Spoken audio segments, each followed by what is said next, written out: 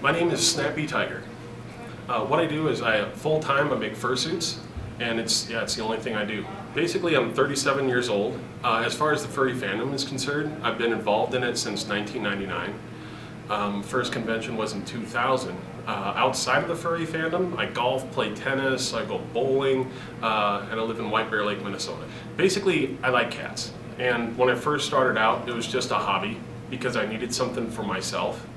And I've never sewn before, I've never tried to create sculpture or anything out of my hands before, so this is completely new to me. Then over the years, just made 1 or 2 fursuits a year and just kept trying new things, a lot of trial and error and throwing stuff out. And then recently just been making more and more of them. You can find me online. My website is buycats4cats.com. I also have snapetiger.com. And I'm on FA, Facebook, all those other things. Personal favorites of my own creations is that I made a lion in 2009 called Marf. And he's a yellow tawny lion. And he was sold. And he still travels. You still see him at conventions from time to time. But he's one of those things that nobody knows who it is. So I don't tell people who I sold it to. And Marf's he looks like a Muppet. It's hilarious. Like Fozzie Bear meets Big Bird. So yeah, he's by far my favorite lion. The first fursuit I made was made in 2001, and it was a white tiger named Velcro Tiger because I thought I'd be, creative and put 4-inch wide strips of Velcro on them for stripes. So then I could make these stripes that stick to it, and they'd be multiple colors, or they'd be even like checkerboard or whatever. And so I'd go to conventions and people just rip the stripes off of me as I'm running down the hall. We can do it. I believe in you guys. Oh! Whoa! Hello! That's gotta hurt. That really has got to hurt. Yay! That suit, I still have the head for it, even though it's 12 years old, but it'll never ever see the light of day again. It's horrid. Because a guy like me, I'm 6'7", 270 pounds. I can't just go on Furbuy or the dealer's den and just buy a suit. It doesn't work that way. So I just had to make something. No, the Velcro was a ton of fun because back in Furcon 2003, I cut all the stripes into squares. And so what I did is I just handed out all the squares to people, and they kind of figure it out that, yeah, I can stick it on you. It was fun. I would love to redo the suit sometime, but for now, there's just too many things on the wish-to-do list.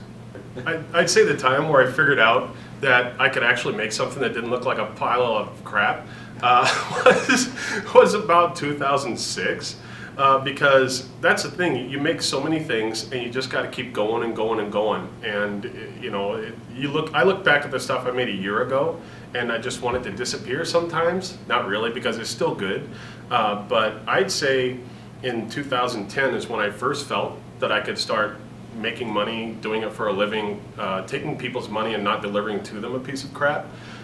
So last year, I worked at paypal.com, and I went part-time at work, where I'd work 20 hours a week.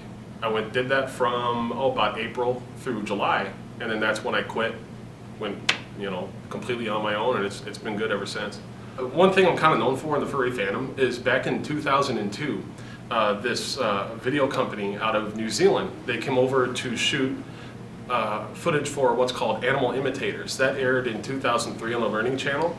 As soon as I realized to myself that I was a fur and that I connected with tigers, I wanted to tell the world, because I knew that it made me happy, and my parents, my friends, everybody that cares about me, they want to see that I'm happy.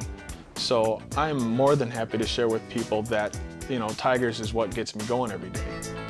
Where I was in a documentary with Stalking Cat and Wolf Tail and Eric Sprague, who's the lizard man, tattoos his whole body like a lizard. Recently in 2008, Animal Planet bought that out, and they've been playing it as Weird, True, and Freaky Humanimals, and that still plays overnight like 3 or 4 in the morning. Basically, as far as words of wisdom goes, when you're being creative as a hobby or you're trying to make money, is be fair always to your customers. Try to have due dates.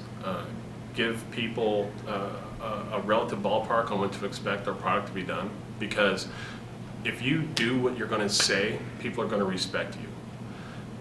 I know that it's easy when you become a little bit better at your craft to accept a lot of money to make a lot of craft for a lot of people because they like you, but try to keep it within your schedule that you know that you can deliver what you promise, and then people will love you and respect you forever. Yeah, basically in the furry fandom, it's the most creative group of people I've ever been around, and what's cool about that is that not only do you get support and adoration from other people that really like the things that you produce, but also you can use what other people make to make yourself better. So that's what I like the best about the fandom, and that's what I like best about creating art within the fandom.